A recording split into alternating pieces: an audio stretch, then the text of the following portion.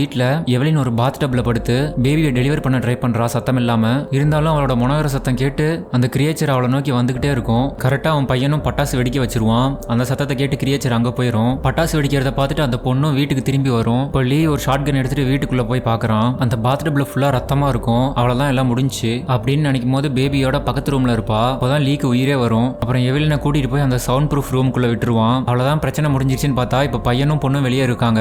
அவங்கள காப்பாற்றணும். லீயும் பசங்களை காப்பாற்ற வெளியே போவான். அதே நேரத்தில் ஒரு பைப் உடஞ்சி தண்ணி லீக் ஆயிட்டு இருக்கும். அந்த தண்ணிலாம் எவலினோட ரூமுக்கு போயிட்டு இருக்கும். இவன் அதை பார்க்காம போயிருவான். அந்த பொண்ணும் வீட்டுக்கு வந்துட்டு இருப்பா. அப்போ ட்ரக் கிட்ட அவளோட தம்பி இருப்பான். ரெண்டு பேரும் சேர்ந்து அங்க இருந்த டவர் மேல ஏறி அவங்க அப்பாவுக்கு நெருப்பத்தை வச்சு சிக்னல் கொடுப்பாங்க. லீ மானிட்டர்ல எல்லாம் செக் பண்ணிட்டு இருப்பான். எவலின் கண்முழிச்சு பார்த்தா அந்த இடம் ஃபுல்லா தண்ணியா இருக்கும். அப்படியே அந்த தண்ணியில அந்த கிரியேச்சரும் இருக்கும். எப்படியோ சத்தம் போடாம அந்த குழந்தைய எடுத்து அப்படியே பின்னாடி போயிருவா. அப்போ இந்த பக்கம் டவர் மேல இருந்த அந்த பையன் ஒரு கேட்டை உடச்சிட்டு போய் தானிய கடங்களை விழுந்துருவான். சத்தத்தை கேட்டு இந்த கிரியேச்சர் எவலினை விட்டு அங்க போயிரும். இந்த ரெண்டு பசங்களையும் கொல்றதுக்கு அந்த கிரியேச்சர் கிட்ட வரும். அப்ப காதுல இருந்த அந்த ஹியரிங் டிவைஸ்ல இருந்து ஒரு ஹை ஃப்ரீக்வன்சி சவுண்ட் வரும். அந்த சவுண்ட் கிரியேச்சரால தாங்க முடியாது. அதனால அப்படியே ஓடிடும் அந்த இடத்த விட்டு. அப்பதான் இந்த சின்ன பொண்ணுக்கு புரியுது இந்த கிரியேச்சரோட வீக்னஸ் ஒரு ஹை ஃப்ரீக்வன்சி வேவ் தான்.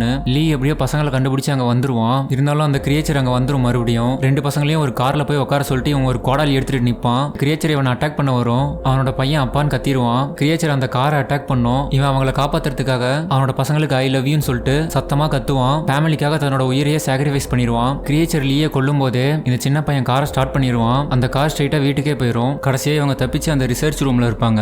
அப்பதான் அந்த பொண்ணு அவங்க அப்பாவோட ரிசர்ச் எல்லாத்தையும் பாக்குறாங்க. இவளுக்கு ஹியரிங் டிவைஸ் எல்லாம் செஞ்சு கொடுத்துருப்பாரு. அதெல்லாம் பார்த்துட்டு இருப்பா. அப்ப திடீர்னு அந்த கிரியேச்சர் அங்க உள்ள வரும். இந்த பொண்ணுக்கு தான் அந்த கிரியேச்சரோட வீக்னஸ் என்னன்னு தெரியுமே. அதனால அந்த ஹியரிங் டிவைஸை வச்சு ஹை ஃப்ரீக்வன்சி ஆன் பண்றா. பக்கத்துல ஒரு பெரிய மைக் இருக்கும். அந்த மைக்ல அந்த டிவைஸை வச்சு பெரிய சவுண்டை கிரியேட் பண்ணுவா. அந்த சத்தத்தை தாங்க முடியாம அந்த கிரியேச்சரோட பாடி ஆர்மர் எல்லாம் ஓபன் ஆகும். எவலின் ஷார்ட் கன்லயே அந்த கிரியேச்சரை ஷூட் பண்ணி அந்த கிரியேச்சரை சாவடிச்சிருவா. ஷூட் பண்ண சத்தத்தை கேட்டு இன்னும் நிறைய கிரியேச்சர் அங்க வரத மானிட்டர்ல பாப்பாங்க. உடனே இந்த பொண்ணு அந்த பெரிய மைக் எடுத்து ஃபுல் சவுண்ட் ஆன் பண்றா.